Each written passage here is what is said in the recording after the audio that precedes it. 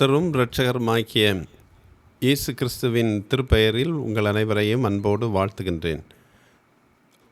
இந்த நாளிலும் திருமறை ஆய்வுக்காக நாம் வேண்டுதல் செய்வோம். மரித்தும் உயிர்த்தெழுந்தவராக எங்களோடு வாழுகின்ற எங்கள் அன்பின் ஆண்டவரே, நீர் எங்களுக்கு வெளிப்படுத்தி இருக்கிற உம்முடைய சத்தியங்களுக்காக நாங்கள் உம்மை போற்றுகின்றோம். உம்முடையவர்களாக வாழும்படி அனுதினமும் நீர் எங்களோடு பேசுகிறீர். இந்த நாளிலும் நாங்கள் திருமறையை ஆய்வு செய்கிற பொழுது தூய ஆவியர் எங்களோடு இருந்து உம்மிலே நாங்கள் இன்னமும் வளர்வதற்கு எங்களுக்கு உதவி செய்ய வேண்டும் என்று இயேசு கிறிஸ்துவின் பெயரில் கேட்கிறோம் சுவாமி. ஆமேன். சிமிர்னா அன்று ஆசியாவில் இருந்த 7 சபைகளில் மிகவும் முக்கியமான ஒரு சபை. 7 நகரங்களுள் மிகவும் செழிப்பானதும் அழகானதுமான ஒரு நகரம் சிமிர்னா நகரம் என்று வரலாற்றாளர்கள் இதனை வர்ணிக்கின்றனர். இத்தகைய செழிப்பும் அழகும் வாய்ந்த நகரம் ஆவியானவர் திருச்சபைக்கு செய்தி சொல்கின்ற பொழுது மிகுந்த பாடுகளுக்கு உட்பட்ட ஒரு நகரமாக இருந்தது. வெளிப்படுத்தல் 2ஆம் அதிகாரம் 9ஆம் வசனத்தில் சிமிர்னா சபை அனுபவிக்கும் பாடுகள் விளக்கப்பட்டுள்ளன.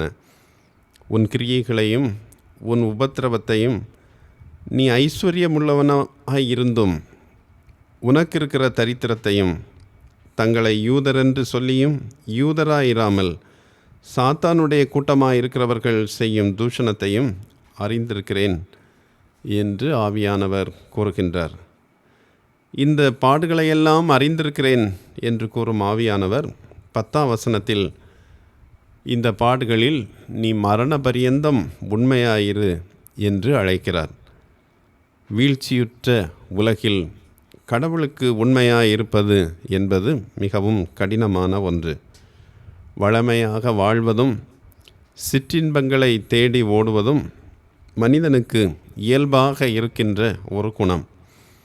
இந்த சோதனைகளில் வீழ்ந்து விடாமல் கடவுளுக்கு உண்மையோடு வாழுகிற பொழுது அழியாத வெற்றி கிரீடம் கிடைப்பதாக இங்கே வாக்களிக்கப்படுகின்றது. ரோமர் 6ஆம் அதிகாரம் 5ஆம் வசனம் இப்படி சொல்கிறது: ஆதலால் அவருடைய மரணத்தின் சாயலில் நாம் இணைக்கப்பட்டவர்களானால் அவர் உயிர்த்தெழுதலின் சாயலிலும் இணைக்கப்பட்டிருப்போம். நம் ஆண்டவர் இயேசு பாவம் செய்யாதவர், குற்றமற்றவர். எனினும் நமது பாவங்களுக்காக அவர் மரித்தார். மரணம் வரை உண்மையோடு இருந்து பாடுகளை அனுபவித்தார். எனவே அவர் உயிர்த்தெழுந்தார் என்று ரோமர் 6ஆம் அதிகாரம் 5ஆம் வசனத்தில் நாம் கேட்டோம். அவரை போன்று இந்த உலகின் பாடுகளையும் சோதனைகளையும் பொறுமையோடு ஏற்றால் உயிர்த்தெழுதல் நமக்கு உண்டு என்பதை சிமிர்னா சபைக்கு சொல்லுகின்ற செய்தியும் சொல்லுகின்றது. வெளிப்படுத்தல் 2ஆம் அதிகாரம் 9ஆம் 10ஆம் வசனங்களில் 3 விதமான இழப்புகளை சிமிர்னா சபை சந்தித்தது என்றும் இந்த இழப்புகளிலெல்லாம் உண்மையோடு இருந்ததால் கடவுளால் பாராட்டு பெறுவதையும் நாம் 8ஆம் வசனம் முதல் 11ஆம் வசனம் வரை உள்ள பகுதியில் படிக்கிறோம். இந்த உண்மை நிலை, இழப்புகளின் மத்தியிலும் உண்மையாக இருக்கின்ற நிலை மரணம் வரை நீடிக்க வேண்டும் என்பது ஆவியானவர் சபைக்கு கொடுக்கிற அழைப்பு. இந்த நாளில் இந்த சபை சந்தித்த 3 வித இழப்புகளையும் நாம் தியானித்து இந்த இழப்புகளின் மத்தியிலும் உண்மையோடு இருக்கின்ற சிமிர்னா சபை மரணம் வரை உண்மையாக இருக்க வேண்டும் என்கின்ற அழைப்பு நமக்கு தருகின்ற செய்தியையும் நாம் சிந்திக்க இருக்கிறோம். முதலாவதாக சிமிர்னா சபை சந்தித்த ஒரு இழப்பு செல்வத்தின் இழப்பு அல்லது பொருளாதார இழப்பு, லாஸ் ஆஃப் வெல்த் என்று நாம் இந்த வசனங்களிலிருந்து அறிகிறோம். விசுவாசத்திற்கு வருகின்ற மிகவும் முக்கியமான அச்சுறுத்தல்களுள் ஒன்று பொருளாதார வீழ்ச்சி. பணம் குறைவுபடுகின்ற பொழுது பல்வேறு விதமான பொருளாதார நெருக்கடிகள் வருகின்ற பொழுது நாம் இறைவனை விட்டு, விசுவாசத்தை விட்டு பல வேளைகளில் வழுவி போகிறோம். ஆவியானவர் சிமிர்னா சபைக்கு செய்தி கூறுகையில், உன் உபத்திரவத்தையும் நீ ஐஸ்வர்யமுள்ளவனாயிருந்தும் உனக்கு இருக்கிற தரித்திரத்தையும் அறிவேன் என்று கூறுகின்றார். தம் சீடர்கள் அனுபவிக்கும் பண நெருக்கடி ஆண்டவராகிய இயேசு கிறிஸ்துவுக்கு தெரியும் என்பதை இந்த பகுதி நமக்கு சொல்கிறது. சிமிர்னா ரோம பேரரசோடு நெருங்கிய வணிக உறவு கொண்டிருந்த ஒரு பெரிய யூத நகரம். ரோம ஏகாதிபத்தியத்தின் தாக்கம் சிமிர்னா நகரின் சிறிய கிராமங்களிலும் ஆழமாக வேரூன்றி இருந்தது. எனவே சிமிர்னா நகரினுடைய தனிநபர்கள் ரோம வழிபாட்டு முறைகளில் பங்கேற்றால் மட்டுமே வாணிகத்திலும் பொருளாதார செழிப்பிலும் பங்கேற்க முடியும் என்கின்ற நிலை அந்த நாட்களில் இருந்தது. கிறிஸ்தவர்கள் ரோம வழிபாட்டு முறையில் பங்கேற்க மறுத்ததினால் அவர்கள் சமூகத்திலிருந்து ஒதுக்கி வைக்கப்பட்டு ஏழையராக மாறினர். சமூக ஏணியினுடைய முதல் நிலையை எட்டிப்பிடிக்க அவர்களால் இயலவே இல்லை. அவர்களுடைய வாணிபமும் மக்களால் ஏற்கப்படவில்லை. பலர் தங்களுடைய வியாபாரங்களை விட்டுவிட வேண்டிய நிர்பந்தமான நிலைக்கு ஆளானார்கள். எனினும் கிறிஸ்துவை மறுதலித்து செல்வந்தராவதை விட வறுமையை தழுவி கிறிஸ்துவுக்கு உண்மையாயிருப்பதை தெரிந்து கொண்டனர்.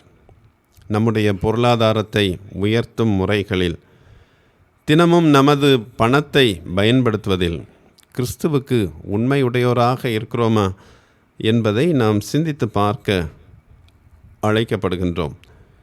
பொருளாதாரத்தில் உண்மை என்னும்போது 2 கொரிந்தியர் 8:9 நம்முடைய கர்த்தராகிய இயேசு கிறிஸ்து ஐஸ்வர்யமுள்ளவராயிருந்தும் நமக்காக தரித்திரரானார் என்னும் உண்மையையும் நாம் அறிந்து கொள்வது நல்லது. ஆதி திருச்சபையினர் தங்கள் செல்வத்தை கிறிஸ்துவை போல பிறருக்காக கொடுத்து மகிழ்ந்தனர். நமது கரங்களில் கொடுக்கப்பட்டுள்ள பொருளாதாரம் பண நெருக்கடியில் வாழ்வோருக்கு உதவுவதாக இருக்க வேண்டும் என்பது திருமறை சொல்லுகின்ற செய்தி. பொருளாதார இழப்புகளின் மத்தியிலும் பண நெருக்கடியிலும் கிறிஸ்துவுக்கு உண்மையாக இருக்கிறோமா என்பதை நாம் சிந்தித்து பார்த்து நம்மை அர்ப்பணிக்க ஆண்டவர் அழைக்கிறார். சிமிர்னா சபை சந்தித்த 2வது இழப்பு நற்பெயர் இழப்பு, லாஸ் ஆஃப் ரெப்யூட்டேஷன். நீதிமொழிகள் 22:1 திரளான செல்வத்தை விட நற்கீர்த்தியே, நற்பெயரே தெரிந்து கொள்ளப்படத்தக்கது என்று சொல்லப்பட்டிருக்கின்றது. ரோம பேரரசில் யூதர்களுக்கென்று சில உரிமைகளும் சலுகைகளும் இருந்தன. அவர்கள் ரோம ராயரை, சீசரை கடவுளாக வணங்க வேண்டியதில்லை. ஆனால் ரோம பேரரசின் அமைதிக்கு ஏற்புடையவர்களாக, பாக்ஸ் ரொமோனா, ரோமன் பீஸ் என்று சொல்வதை ஆதரிப்பவர்களாக இருக்க வேண்டும் என்பது அவர்களுக்கு கொடுக்கப்பட்ட ஒரு உரிமை. தொடக்கத்தில் கிறிஸ்தவர்களும் யூதர்களாக கருதப்பட்ட நிலையில் ரோம பேரரசு அளித்து வந்த சலுகைகளெல்லாம் கிறிஸ்தவர்களுக்கும் கிடைத்து வந்தன. ஆனால் இந்த சலுகையை கிறிஸ்தவர்கள் பெறக்கூடாது என்று அவர்கள் மீது காழ்ப்புணர்ச்சி கொண்ட யூதர்கள் ரோம பேரரசரிடம் முறையிட்டார்கள். கிறிஸ்தவர்கள் யூதர்கள் அல்ல, அவர்கள் தனியாக தனி சமய பிரிவை சார்ந்தவர்கள் என்று ரோம பேரரசுக்கு யூதர்கள் முறையிட்டார்கள். இதனை ஆவியானவர் குறிப்பிடுகின்ற பொழுது 9 தங்களை யூதரென்று சொல்லியும் யூதராயிராமல் சாத்தானுடைய கூட்டமாயிருக்கிறவர்கள் செய்யும் தூஷணத்தையும் அறிந்திருக்கிறேன் என்று கூறுகின்றார். யூதர்கள் 2 விதங்களில் இறைவனை தூஷிப்பதாக இந்த வசனத்தில் ஆவியானவர் குறிப்பிடுகின்றார். ஒன்று, கடவுளால் இஸ்ரவேலுக்கு கிடைக்கும் சமாதானத்தை அல்லது யாவேயே கடவுளாக கொண்டு வாழ வேண்டிய யூதர்கள் ரோம ராயனை, ரோம பேரரசை ஏற்றுக்கொண்டு அவர்களால் தரப்படுகின்ற அமைதியை நாடினார்கள். உண்மையான யூதர் எவரும் இறைவன் தரும் அமைதியை மட்டுமே நாடி வாழ்பவர்கள்.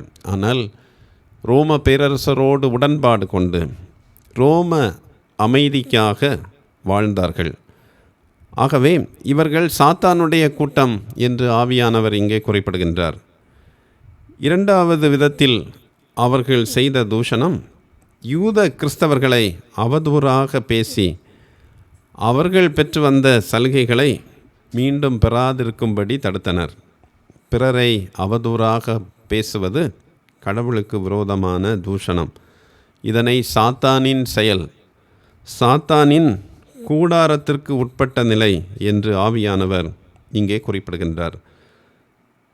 சிமிர்னாவின் யூதர்கள் இறைவனுக்கு விரோதமாக இவ்வாறு பழித்து கூறிய போதும் தங்களுடைய நற்பெயரை இழந்த பொழுதும் சிமிர்னா கிறிஸ்தவர்கள் உண்மையோடு இருந்தார்கள் என்பதினால் ஆவியானவர் இங்கே அவர்களை பாராட்டுகின்றார்.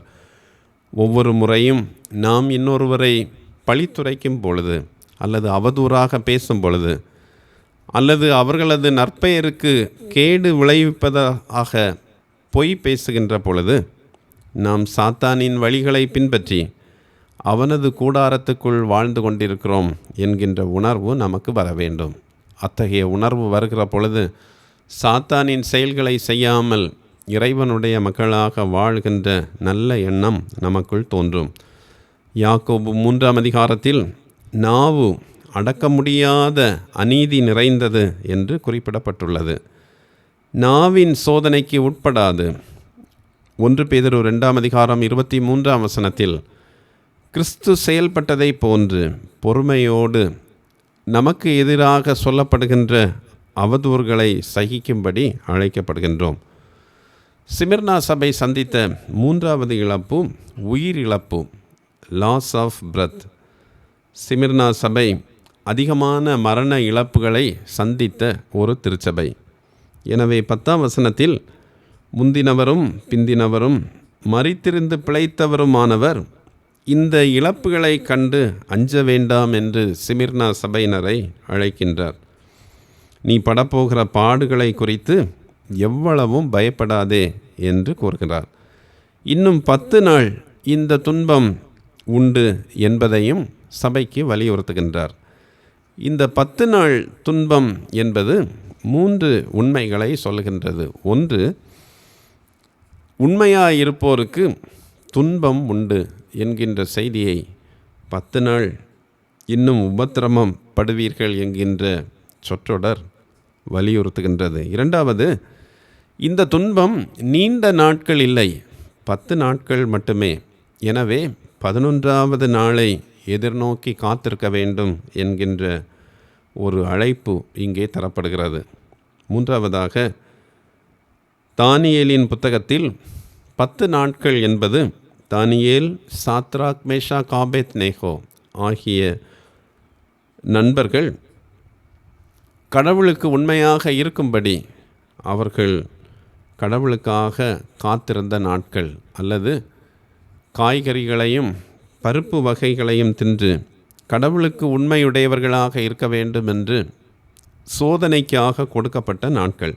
ஆகவே 10 நாட்கள் என்பதை அப்படியே அல்லது லிட்டரலாக எடுத்துக்கொள்ளாமல் உண்மையாக இருக்கின்ற காலம் என்று புரிந்து கொள்ள வேண்டும்.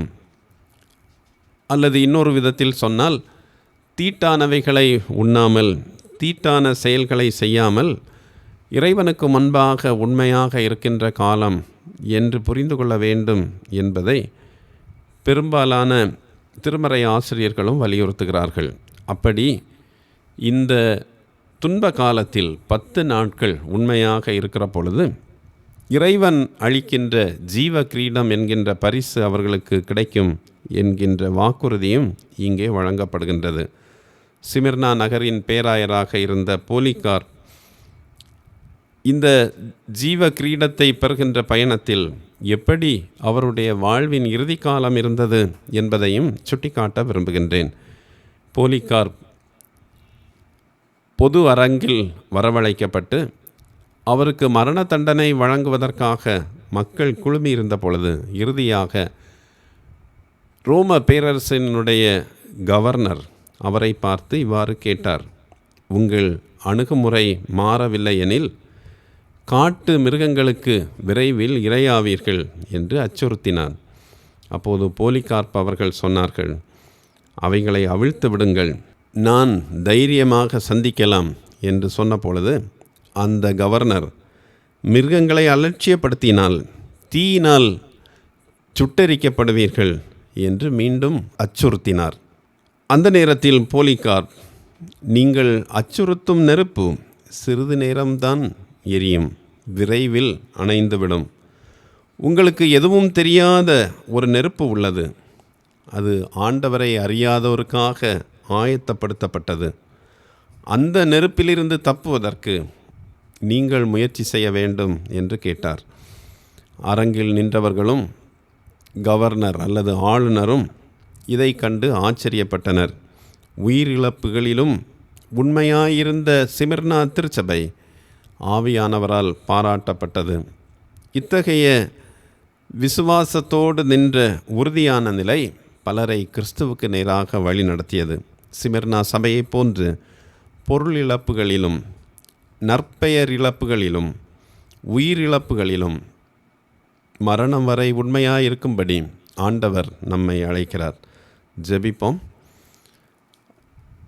எங்களுக்காக இவ்வுலகில் வந்து நாங்கள் வாழும் வழிகளை காட்டி மரண பரியந்தம் உண்மையாயிருக்கும்படி அழைக்கிற எங்கள் ஆண்டவரே, எங்களுடைய வாழ்வில் பொருள் இழப்பு ஏற்படுவதாக இருந்தாலும், பண நெருக்கடி இருப்பதாக இருந்தாலும், எங்களுடைய பெயர் அவதூறாக பழிக்கப்பட்டாலும், எங்களுக்கு உயிரிழப்புகளே வருகின்ற சூழல் வந்தாலும், நாங்கள் உம்முடைய விசுவாசத்தில் உறுதியாக மரணம் வரை நிற்பதற்கு எங்கள் ஒவ்வொருவருக்கும் உதவி செய்ய வேண்டும் என்று இயேசு கிறிஸ்துவின் பெயரில் கேட்கிறோம் சுவாமி. ஆமேன்.